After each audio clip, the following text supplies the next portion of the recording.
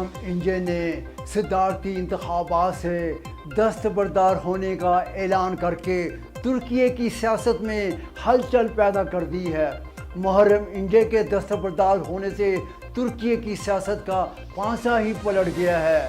ملت اتحاد میں خوشی کی لہر دوڑ گئی ہے تو جمہور اتحاد میں خدشات کا اظہار کیا جا رہا ہے۔ اگرچہ صدارتی انتخابات کے نتائج دوسرے راؤنڈ میں آنے کی توقع کی جا رہی تھی، لیکن اب حالات تبدیل ہوتے ہوئے دکھائی دے رہے ہیں اور صدارتی انتخابات کے نتائج اب پہلے ہی راؤنڈ میں ملنے کی توقع کی جا رہی ہے۔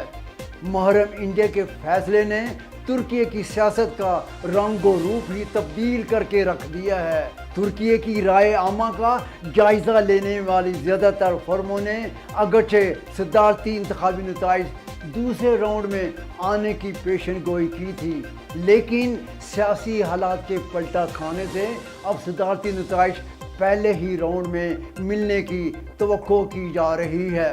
زیادہ تر سرویز فرموں نے پہلے راؤنڈ میں صدر ایردوان کو 44% اور کمال کلچدارولو کو 46% ووٹ ملنے کا عندیہ ضرور دیا تھا، لیکن اب محرم انجے کے دستبردار ہو جانے سے محرم انجے کے ووٹ کمال کلچدارولو کو منتقل ہونے سے کمال کلچدارولو کو پہلے ہی راؤنڈ میں 52% ووٹ حاصل کرتے ہوئے کامیاب ہونے کے دعوے بھی کیے جا رہے ہیں۔ صدارتی امیدوار محرم انجے نے آج حیران کن طور پر اپنی صدارتی امیدواری سے دستبردار ہونے کا اعلان کیا۔ اتوار 14 مئی کے صدارتی اور پارلیمانی انتخابات سے صرف 3 روز قبل ہی محرم انجے نے پریس کانفرنس کرتے ہوئے اپنی امیدواری سے دستبردار ہونے کا اعلان کیا ہے۔ محرم انجے نے پریس کانفرنس سے خطاب کرتے ہوئے کہا ہے کہ اگرچہ وہ صدارتی انتخابات سے دستبردار ضرور ہو رہے ہیں، لیکن ان کی جماعت پارلیمانی انتخابات میں ضرور حصہ لے گی۔ انہوں نے عوام سے مملکت پارٹی کو ووٹ دینے کی اپیل بھی کی ہے۔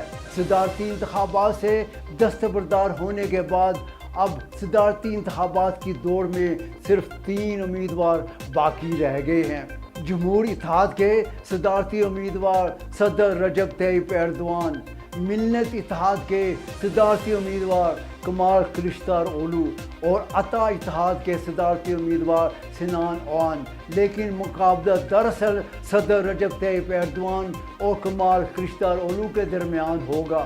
اب دیکھنا یہ ہے کہ صدر ایردوان کیا مزید 5 سال تک مسند صدارت پر جمان رہتے ہیں یا پھر بازی اس بار ملت اتحاد کے صدارتی امیدوار کمال کلچدارولو اپنے حق میں لے جانے میں کامیاب ہو جاتے ہیں۔